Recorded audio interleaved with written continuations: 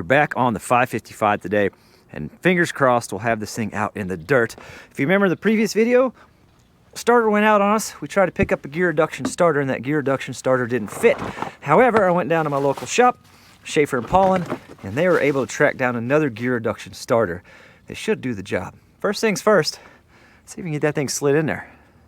On the other gear reduction starter we had, the drive motor was on top and the solenoid was on the bottom, and the drive motor stuck out another few inches, a couple more inches, and it was hitting up here on top of the transfer pump. And I even took a tape measure out, did some measurements, and after some measurements determined that it was just going to be too long. A few people did suggest rotate it, looking at the 3-hole pattern, but you got to realize on this 3-hole pattern, they're not symmetrical, so you can't just rotate it. That would have worked had the holes been symmetrical, you know, evenly spaced, but that wasn't going to do it on this one's way smaller. Hopefully it's strong enough to turn the engine over for us. Oh, she slides right in there. Let's see if we can get a bolt in here. Easy. Easy. Beautiful. Look at that. This one has plenty of room. Plenty of room. Awesome. Well, let me get this thing all hooked up, and we'll turn the key and see if she can turn the engine. Gives me a lot more access to these bolt holes back here too. This is nice. Hopefully we got enough play in this wire to do that. Oh, I think we will. Yeah. I'm gonna put this. Ooh. I'll have to drill that out just a little bit. Use a little step bit here.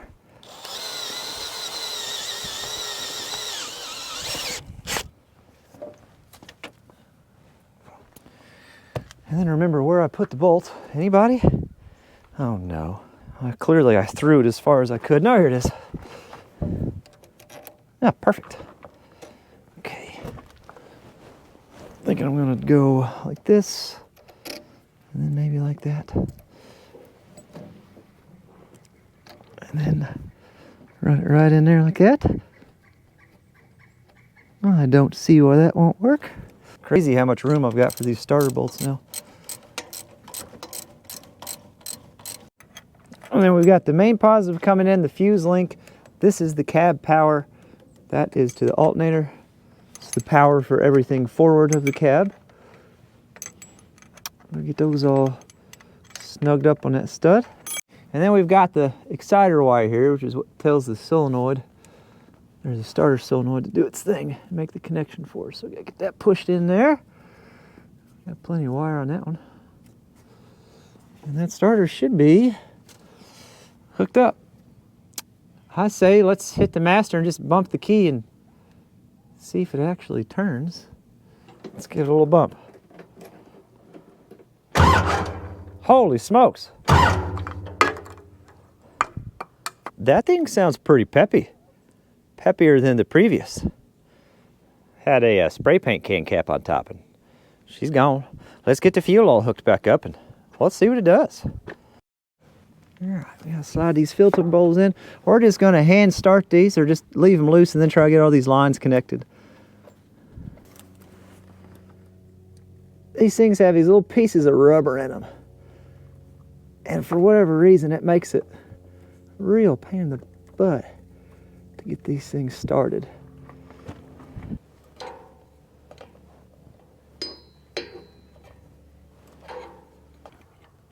I bleed the filter housing, which shouldn't take too long here.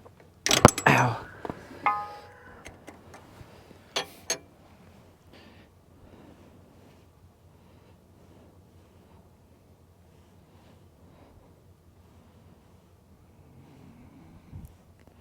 There, we got fuel coming out. We'll just let that run for a little bit.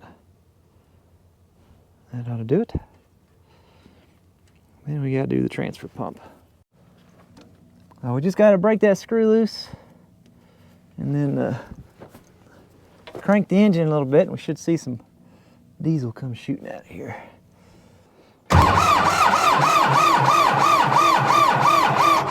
In a brief moment of optimism, let's go ahead and throw the hood on here.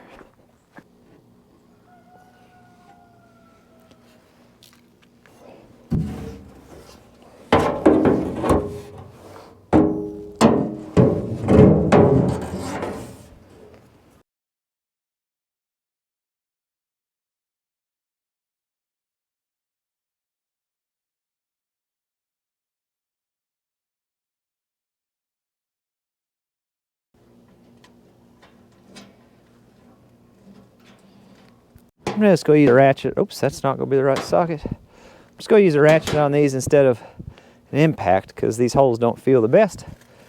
I don't want to break anything off. There we go.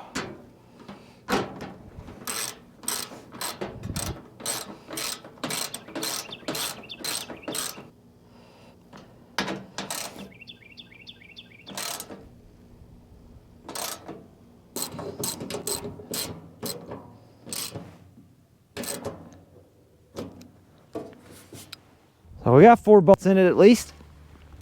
That'll be fine. I'm not going to bolt that hood all the way down with all the bolts because there's still going to be a point where we got to take all this back off.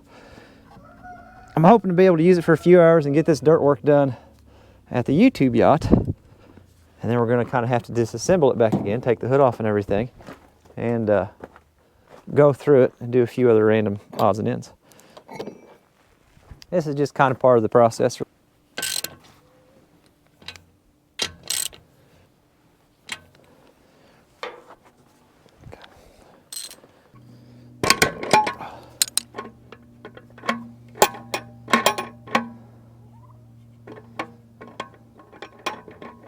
It'll work for now.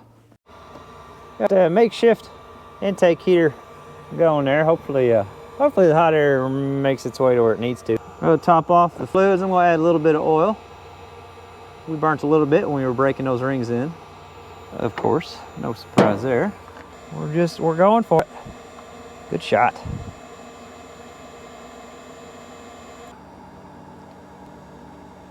What a shot.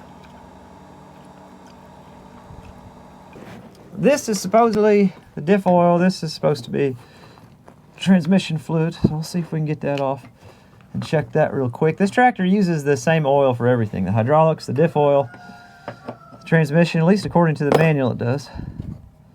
So that's kind of handy, I guess. What size is that there? A subscriber sent this to me. Flexible wrench, or as I like to call it, a flexible breaker bar. Oh, you wouldn't think it'd be on there that tight, would you? Oh, I think I just stabbed myself with the cab over here. Well,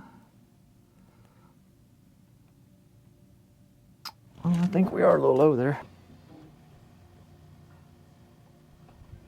I don't know if I can get my 5-gallon bucket. Oh dear. Okay, hold on now. Oh dear. Oh, we're missing. Oh, this is not the most convenient. Okay. So I need one of those fancy transfer pump things. I gotta buy me one of them.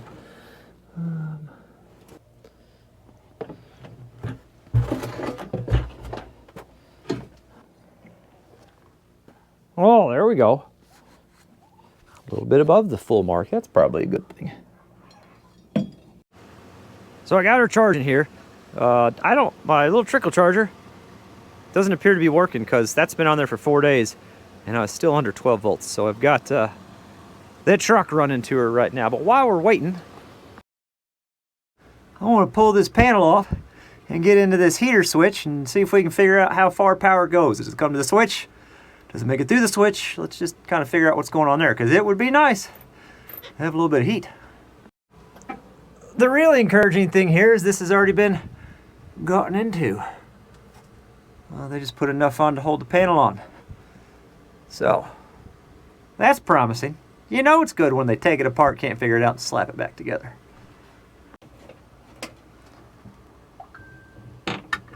Hello. All right. See what comes flying out of here. Look here to your left. Oh dear. Woo, man. There were wasp. Oh dear. Wasp nests galore in this thing. All right, what if we do this? Oh, that's not. You can kind of see that. Okay. There's this just floating around up here, not attached to anything.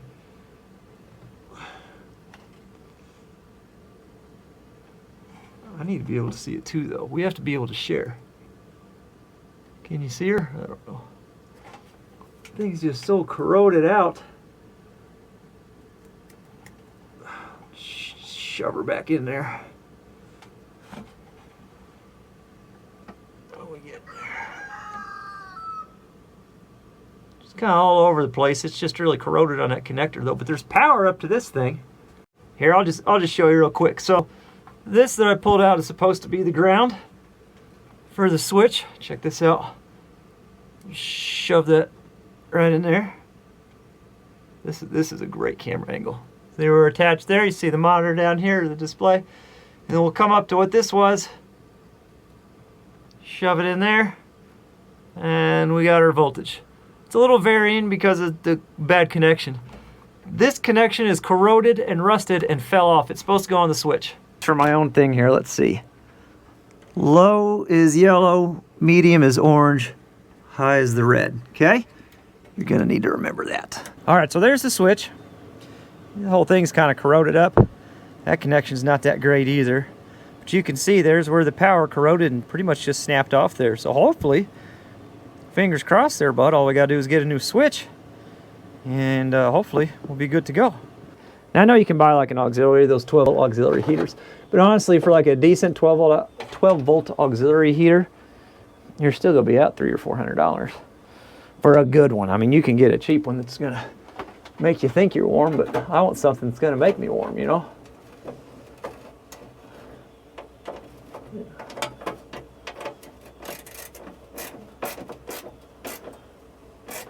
All right, that'll work for now. Fuel is on. Master is conveniently located. See if we get any fuel coming out of here.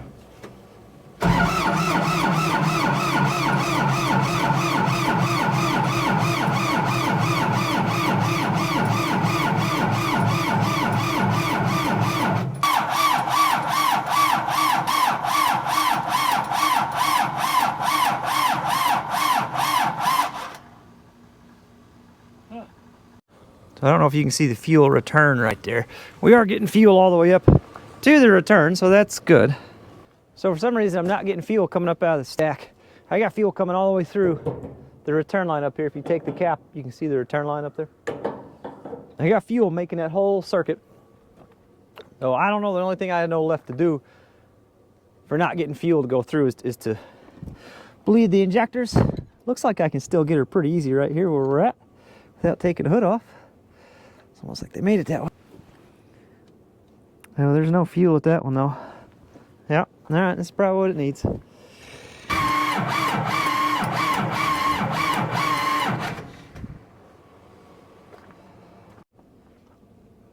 that's two of them pushing fuel. That's good, that's what we want. These all tighten back down.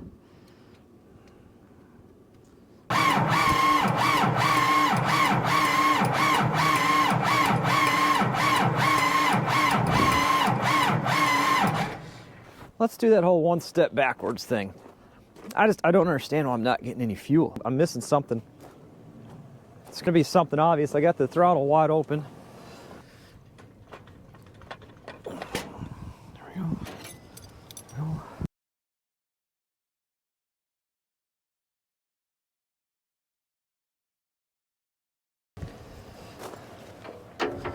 I need fuel, I need compression, I need heat. This has got to be the missing thing here. Shove her down the intake.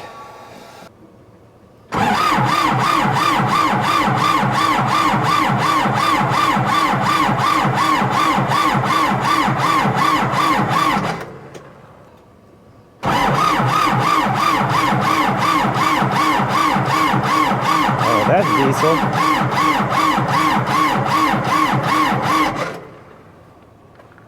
That's diesel for sure.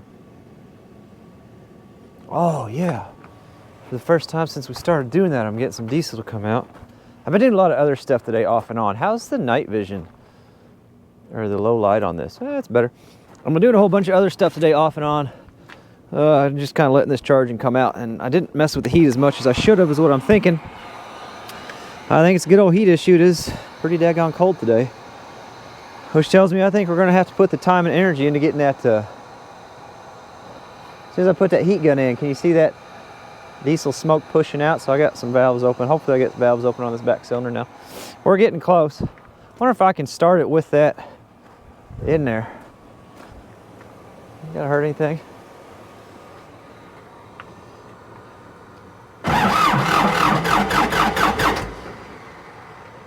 It's the heat. That's what we've been missing all day, the heat.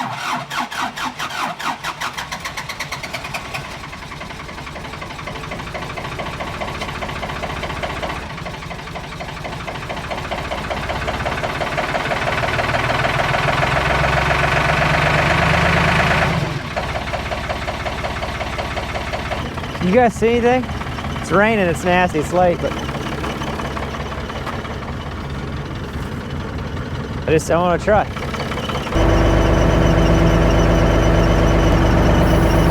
See, hopefully this swings left.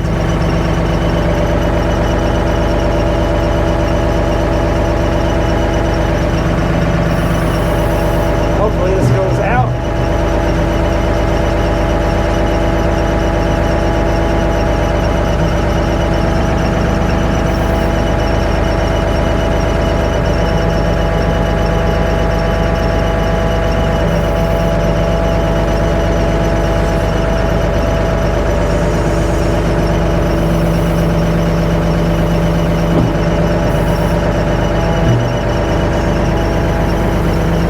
Chance the extend to home works? I don't know.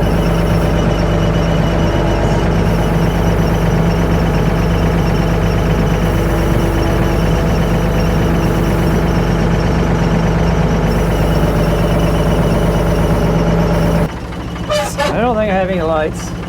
Oh my gosh, I got lights. Are you kidding me? I can't believe we got lights on here. 3 out of 4 too. 3 out of 4 lights. You know, 1, 2, 3 out of 4. I'll take that. That's not bad.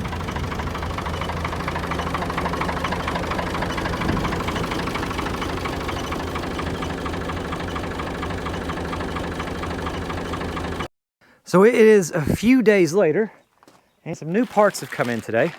A door handle for one, so we got that. And we're gonna look at what we're doing here. And if you're wondering why we had to reprime all the way up to the injector lines, that's because whenever I tried the initial gear reduction starter, I took off the cover to the transfer pump right here to make sure, see if I just wasn't missing anything clearance-wise, and it still didn't fit even with the transfer cover pump off. Which means I lost all the fuel out of the pump when I did that. That's why we had to go through the process of repriming all that. And this injector ended up being the dry one. But once we got her all primed, we got our fuel, we got our heat in there, and away she went. Now this thing does have a thermostat, an intake heater. It's right here. The way that works, here's the fuel return line. So whatever fuel this injectors don't need comes up here, cycles back, and then goes back into the tank. But it also branches off right here, and that fuel line comes down, and that fuel line acts as a reservoir. There's a little electric spade connector right there that currently isn't hooked up because it's not working. The way this works is you turn the key, it heats up a coil inside here. There's a heat-controlled valve, basically a little thermostat, and when it gets hot enough, it lets that diesel fuel flow out. It basically makes a little oil lantern flame right inside the intake. The great things about YouTube is the comment section. There are always people with the best intentions who have a lot of opinions and a lot of ideas on how to make things better, and I love that because I do think it is with the best intentions that they make those comments. But every now and then you get a jewel. You get somebody that actually owns a 555 and runs it, and who says on their intake manifold heater, what they did to make it work better is they put their own momentary switch up on the dash and ran their own wiring to it. That way it's separate from the ignition process, so you can actually let it run just a little bit longer to heat up a little bit more. Okay, if it's working, we should see some kind of reaction out here. Some smoke at first, and then maybe a flame if it goes. I'm assuming that's a power lead that's supposed to go into that, that's right. And that the unit itself is grounded into the intake. You should just have to flip the master. Oh, she works. I can see her glowing. Let's see if any fuel comes out. There's the smoke. There it is. The intake heater works. How cool is that?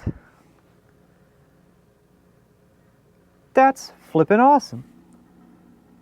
Now we should be able to take the power off of it. It should cool back down, and once it cools down, the flame should go away. There it is. Easy peasy. Unreal. So that is awesome. So let's get this thing wired in. One, let's put a spade connector on this, and I'm out of wire loam right now. I'll have to pick up some more of that, but I think we can run this in a way that it'll still be accessible. And that's what it looks like before the heat gun. And she's all heat shrunk on there good. And then I'll put that spade connector down there, and I'll heat shrink that to the spade connection as well. It just kind of helps hold everything in place real secure. Now keep in mind, we're going to get some wire loam to put on this and add on to it, but that's where we runs with the rest of the wires. Follows that fuel line up. There's a void space here once the hood is on. So let's go follow up through there, and then just goes through that hole right there. And once we get that loam on there, that'll be the abrasion protection we need, but that'll work for now. Where'd it go? There. Right there. It would be nice if I could come off as something that gets hot when the key is on, which should be, yeah. So I got cab power coming right here. Do I have power coming off any of these? No. Odds I can drill there without hitting the wire. Pretty good. So yeah, this is what we're looking at. So we got to drill out big enough for that. Should have plenty of room back here, I think.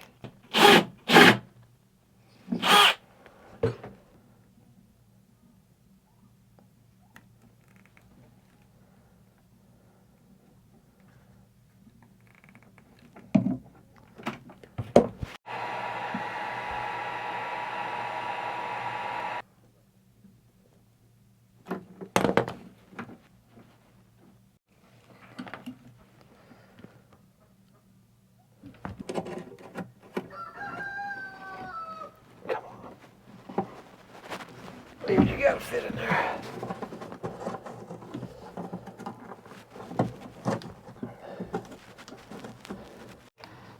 I don't understand. What are we hitting? It's so close. Oh, it's so close to working.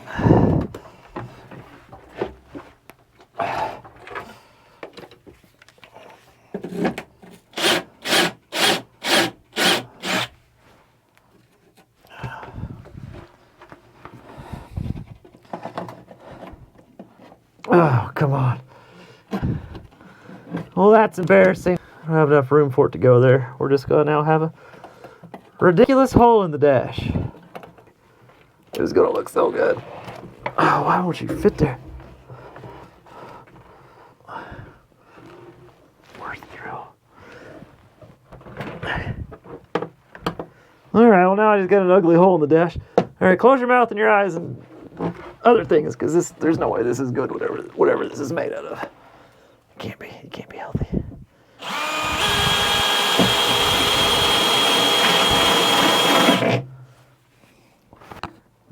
It's wide open behind it. Oh, what is that? Oh, this is comfortable. I should have designed the cab like this. Honestly, this is nice. This is really nice. There we go. If you don't get in there. Oh, there it is. Okay. All right. Can somebody hand me the nut that goes there? I'm slightly in a bad position here. All right, I took a washer, drilled it out with a step bit, made a nice, look at that. Decorative. That looks good. Feels good. feels good and solid in there. Now I just need to put a little eyelet connection on that, whatever you want to call it, and hook it up to the power. There we go.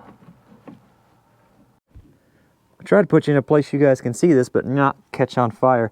I don't know if you can see far enough down in there to see the glow or not, but you should definitely see the flames if she works. Let me push the button. The master is on. 1.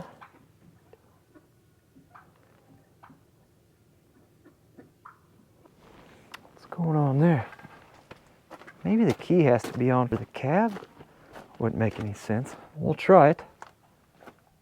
We got the key on now. Perhaps that is the missing link.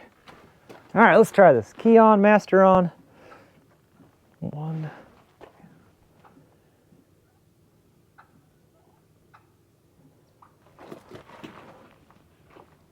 Hit the button. Well, I get voltage.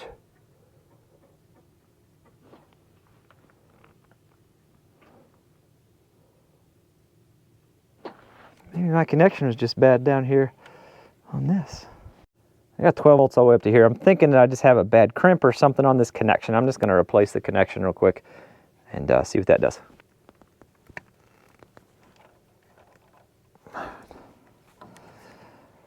I got 12 all the way to here.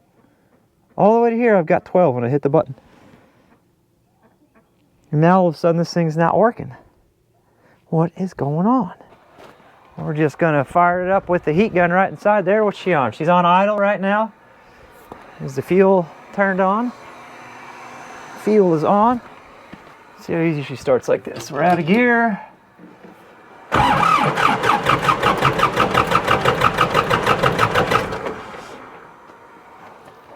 Give her just a little bit of throttle. I think she'll take off just fine.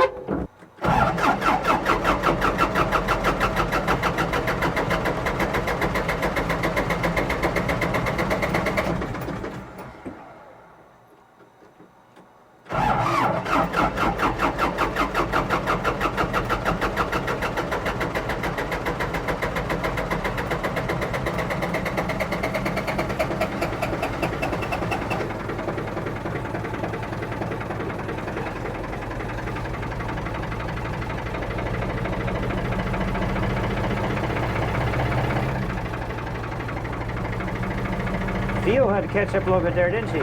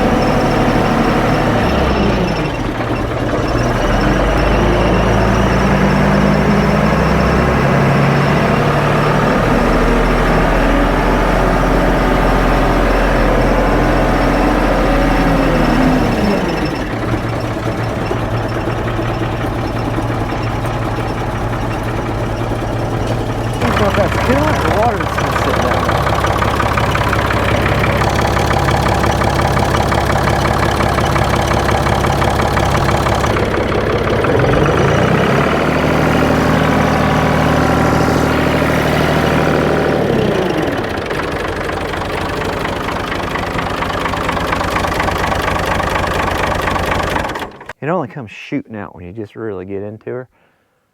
We're going to put some more coolant in it. I got to park it in a more convenient spot than this. Then we're going to have to get into the radiator. I don't know. That's the nature of it though, isn't it? Good news is she runs good, drives good, and all the hydraulics seem to work. So, all right, let's fire it up real quick. We're going to go pull it on the back side of the pole barn, because depending on what we get into here, we may be done with it for a little bit. See how nice she starts when she's warm though. Make sure we're out of gear.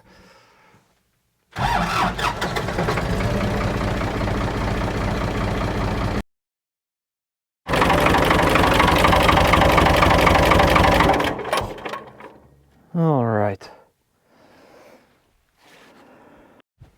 Turn that master off real quick. Well, she starts real good when she's warm. No issues there, and she seems to run fine. And the hydraulics seem okay. The good news is the next thing I wanted to do on this anyway was take a better look at the water pump and flush out the radiator. So it looks like we're going to kind of do that anyway. I was just hoping to get the bucket in the dirt for a little bit. I don't think a fella's asking for too much. I got to figure out how this thing comes out of here though. My best guess is I got to take the intake off as far as this goes. Take that exhaust off. Probably the alternator. Pull that shroud, disconnect this bracket up here, and I'm assuming it comes back and out, kind of like that.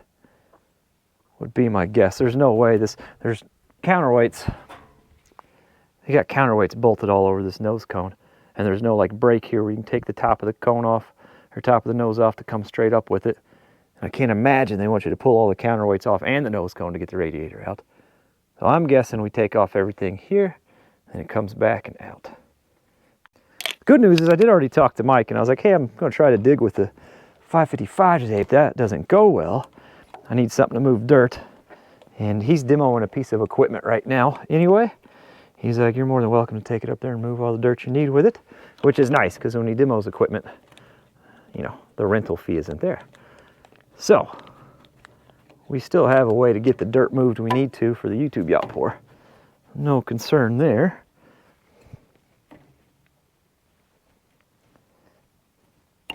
This also gives me the opportunity, I want to get this alternator tested and make sure it's actually charging right. So this gives me the opportunity to get that off and in as well. We're going to find the silver lining here. This is just part of it, man. You know, you can't get an old piece of junk like this and then try to teach yourself how to fix a backhoe and expect everything to go smooth sailing. All right, there's going to be some work involved, and I'm okay for it. I'm here for it. We'll just gently set that over here. That'll be fine.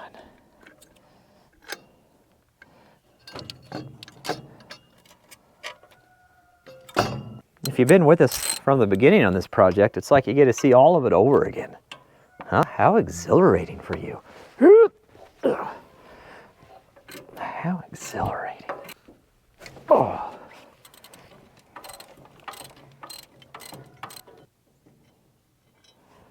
Pull that out of there. I don't know where the rad drain is on this. And I'm guessing by the rest of this machine that it's not anywhere convenient. So we're just going to shove a transfer pump down in here and see if we can't pump some of this coolant out that way.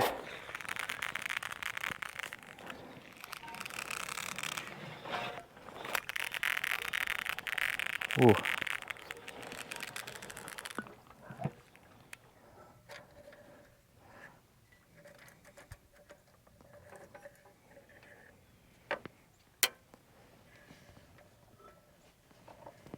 I'm going to try to take this bracket off next and just see what kind of wiggle room that gives us and how this shroud comes off.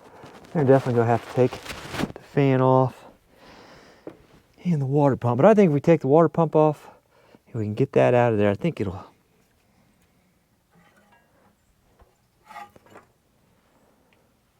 Let's put another catch pan underneath there. I pulled that lower radiator hose off and just cracked it till there was some dripping out. Let it drip down to the pan, which we're still hitting down there, so that looks good. And we're just shoving this down the lower and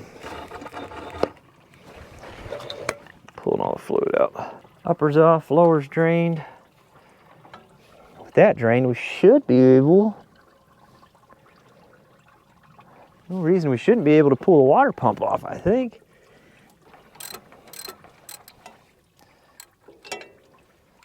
Thermostat housings right there. So that's just 2 bolts. I'm gonna go ahead and take that off. Just one less thing we gotta fight.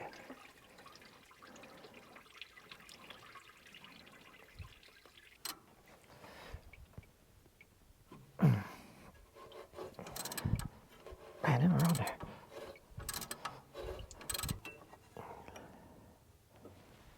Clearance is getting to be a little bit of an issue here.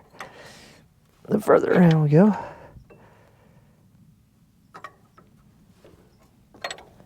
The old wrench flip.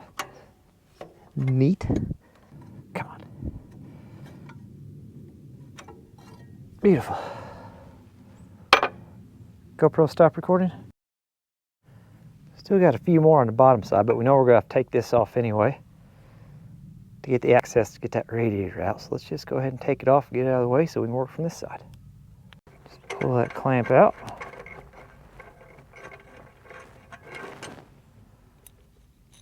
Some people are going to ask, how come I didn't do the water pump or radiator or all that stuff whenever we had it apart, whenever we were rebuilding the engine? And the main reason is, at that point in time, I didn't know if this backhoe was going to be worth it or not. I kind of wanted to do the bare minimum, do an in-frame, get her rebuilt, get her running. Oh dear. And see if she's going to be worth it, you know. I didn't know if the transmission was going to move, if the backhoe was going to be able to drive, if the hydraulics were going to be good.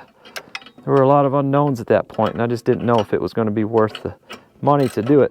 And at this point in my life, I've got more time than I've got money, so I don't mind taking stuff apart and working on it as it comes up. Now, the further we get into this thing and the more that we figure out that it's actually not in too bad a shape at this point with everything we've done to it, then maybe we'll do a little bit more preventative as we go. And that's it. That's all you gotta do, take that off. I wonder if we're going to have to take this AC compressor off of here to get the room to get that out. I bet we will. I bet we got to take all the accessories off. What's that going to take? I think it's just 2 bolts on the bottom, if I'm not mistaken. Looks that way. But I think we can just get it to kind of tilt forward. Maybe roll that belt off.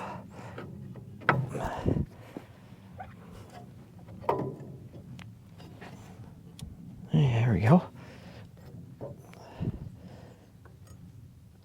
Just kind of roll that belt off. There we go. And I think we can just kind of slide that whole thing back here. Yeah. Get her way out of there.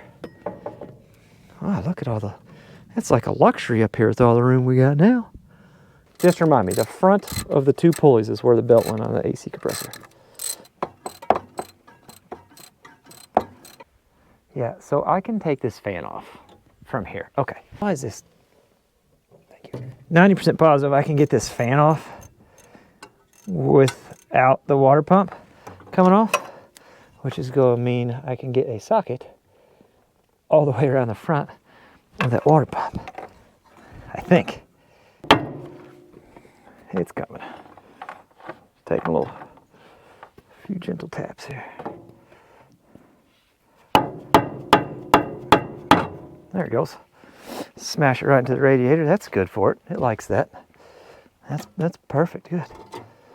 And then it doesn't, like, you can't get it out. Yeah, that's good. All right. Still gives me a little bit of room though to get around there quite a bit easier. I can get a torque wrench with an extension all the way around that easy now. So that won't be a problem for torquing it down. All right, let's see if I can get that one last bolt out. All right, so I'm learning something else here. It looks like those smaller bolts I could have just left in and taken out the big bolts and then split it when I got it outside there. It probably would have made a little bit more sense. But I wanted to split it anyway because I just wanted to see what was going on inside there. I want to make sure nothing was rusted or falling apart for as long as it had been sitting. It probably would have just been a little bit easier on me if I would have done that on the outside here. But that's okay. And we're kind of learning. It feels like it's getting ready to come out on me. It's seized up right in there.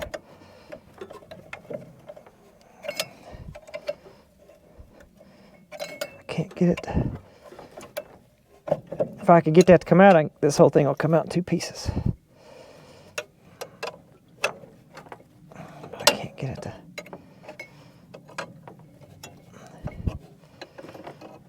I'm just trying to spin it and loosen it up, you know.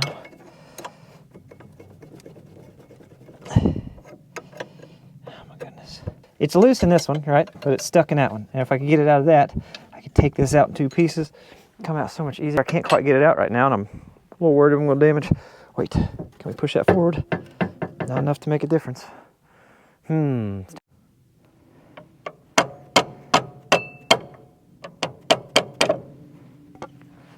right. Now we got that out.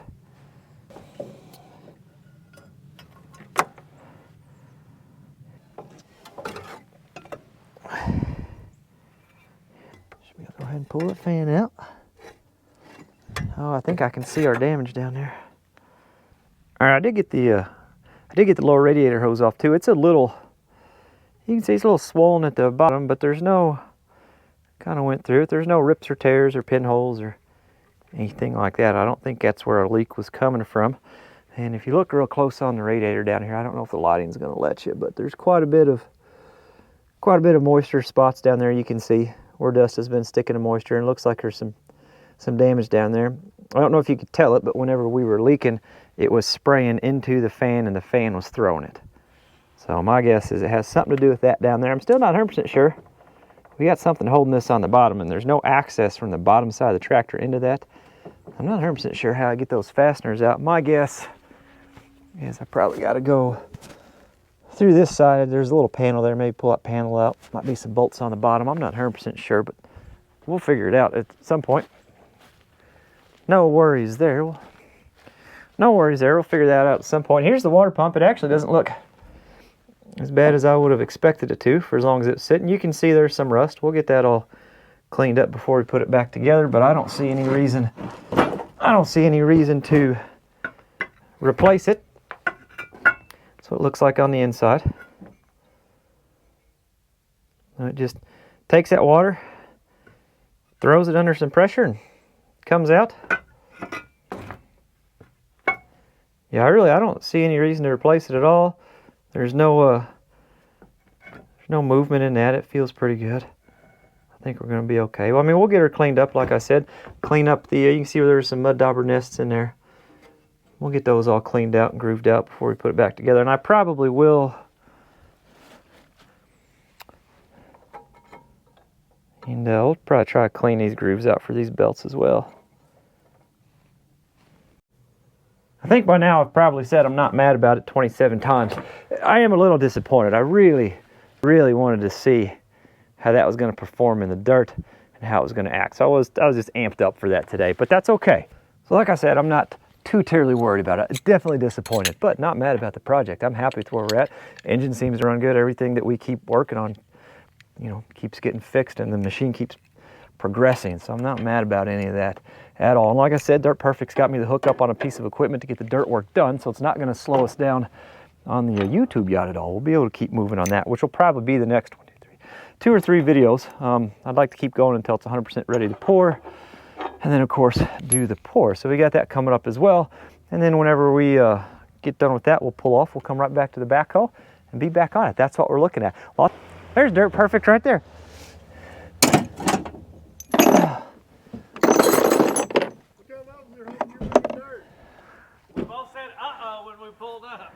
I made it about that far, and this really cool thing happened. The fan grabbed a whole bunch of coolant and just threw it everywhere. Yeah, I think I got a hole in that radiator. You're not gonna believe this.